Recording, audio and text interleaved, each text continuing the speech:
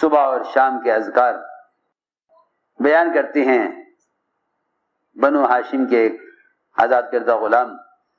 ان کی والدہ نے ان سے بیان کیا کہ ان کی والدہ حضور اکرم صلی اللہ علیہ وسلم کی صاحبزادیوں میں سے کسی صاحبزادی کی خدمت کیا کرتی تھی.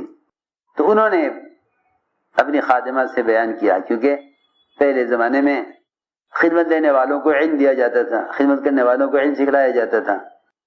تو آپ کی صاحبزادی نے اپنے خادمہ کو بتلایا کہ حضور اکرم صلی اللہ علیہ وسلم اپنی بیٹی کو سکھلایا کرتے تھے، اے میری بیٹیا صبح کو کہا کر سبحان اللہ وبحمدہ ولا قوت الا باللہ ما شاء اللہ کان وما لم یشاء لم یکن اعلم ان اللہ علی کل شیء قدیر وان اللہ قد احاط بکل شیء علما.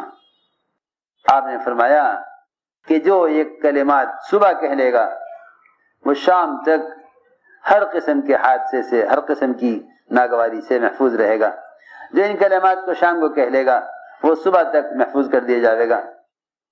ابو درداء رضی اللہ عنہ کلمات کہے صبح کو، لوگ آ کے کہتے رہے مکان جل گیا جل گیا، وہ ماننے کو تیار نہ ہو. کبھی کیسے مصیبت آ گئی مکان پہ جب دعا پڑھے ہوئے ہوں.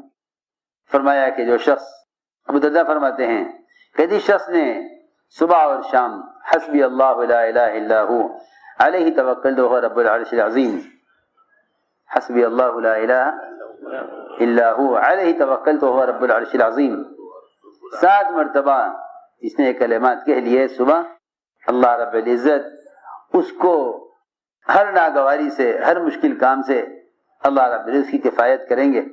یہ ان کلمات کو سمجھ کر کہہ رہا ہو یا بغیر سمجھے، ان کلمات کو دھیان دے کر کہہ رہا ہو یا بغیر دھیان کے، اللہ رب العزت اس کو اس کے ہر کام میں اور ہر مشکل مسئلے میں اس کی کفایت کریں گے.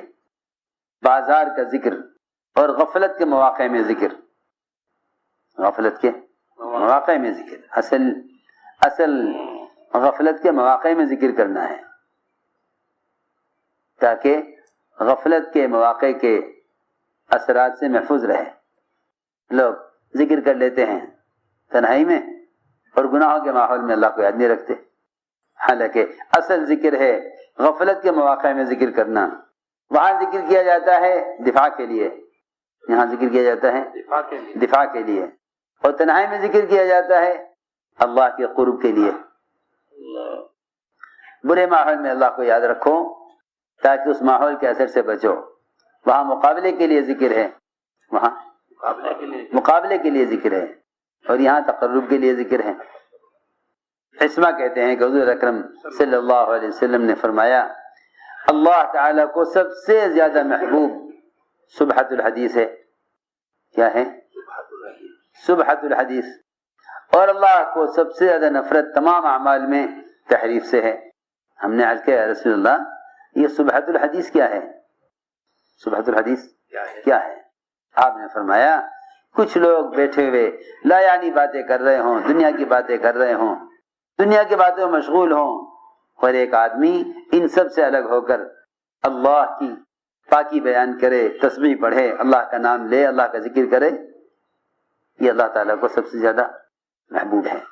یہ نہیں ارے میاں اس وقت ذکر چھوڑ دو، آ جاؤ ہمارے ساتھ لا یعنی کر لو، ہم اس وقت بات کر رہے ہیں، تم ذکر کرنے بیٹھ گئے. ہاں وہ بتاؤں کیا بات ہے؟ شیطان یوں کہے گا کہ دیکھو اس وقت ذکر نہ کرو ورنہ یہ لوگ تمہیں ریاکار کہیں گے. ذکر سے روکنے کے لیے اللہ اکبر، شیطان ذکر سے روکنے کے لیے ریا سے ڈراتا ہے.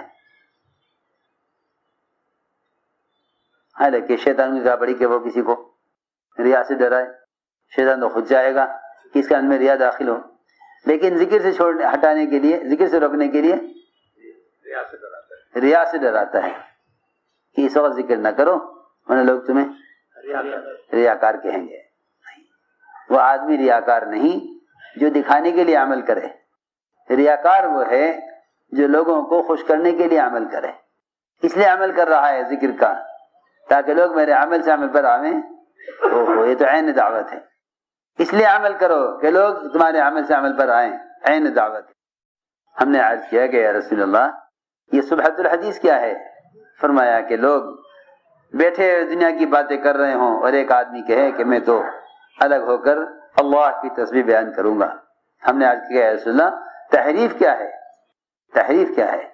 فرمایا تحریف یہ ہے کہ کچھ لوگ ہیں جو اچھے حال میں ہیں، ٹھیک ٹھاک ہیں، دنیا میں اچھا گزارا کر رہے ہیں، ان کا پڑوسی یا ان کا ساتھی ان سے پوچھتا ہے کہ ہاں بھائی تمہارا گزر بسر کیسا چل رہا ہے، تو وہ یہ کہیں کہ ہم تو بڑے حالات میں ہیں، بڑے پریشان ہیں، تو اللہ کو سجدہ نفرت ایسے آدمی سے ہے، سجدہ نفرت ایسے شخص سے ہے کہ لوگ اس سے اس کا حال پوچھیں تو وہ یہ کہے کہ ہم تو بڑے برے حال میں ہیں. اور واقعی ابراہیم علیہ السلام نے اسی لیے کہہ دیا تھا اپنی بہو سے کہ بیٹا آئے گا شکار سے واپس تو کہہ دینا کہ اپنے گھر کی چوکھٹ بدل دے، بیوی کو طلاق دے دے. کیونکہ بیوی سے پوچھا تھا حال، بہو سے پوچھا تھا ہاں کیا حال چال ہیں، اس نے یہ کہا تھا کہ بہت برے حالات ہیں، بڑی تنگی میں ہیں، بڑے پریشان ہیں. تو میں چلو وہ اسماعیل آئے گا اس سے کہہ دینا کہ تمہارا باپ کہہ گیا ہے گھر کی چوکھٹ بدل دو. پر بدل طلاق دے دی اس کو. جاؤ تمہاری چھٹی. کیوں کہ وہ تمہیں طلاق دینے کے لیے کہہ گئے. کیا بات پیش آ گئی تھی کہ مجھ سے پوچھے تھے کیسا گزر بسر ہے، میں نے کہہ دیا تھا کہ برا حال ہے، تو جاؤ تمہیں طلاق. دوسری شادی کر لی. پھر آئے ابراہیم علیہ السلام، پھر پوچھا کہ اسماعیل کہاں کی شکار پر گئے ہوئے ہیں، گزر بسر کیسا ہے؟ کہ بہت اچھا ہے، اللہ کا شکر، اللہ اس حال میں رکھے. حالانکہ وہاں گزر بسر کے لیے کچھ تھا، جہاں کچھ نہیں تھا گزر بسر کے لیے. میں کہا اللہ کا شکر ہے، اللہ اس حال میں رکھے.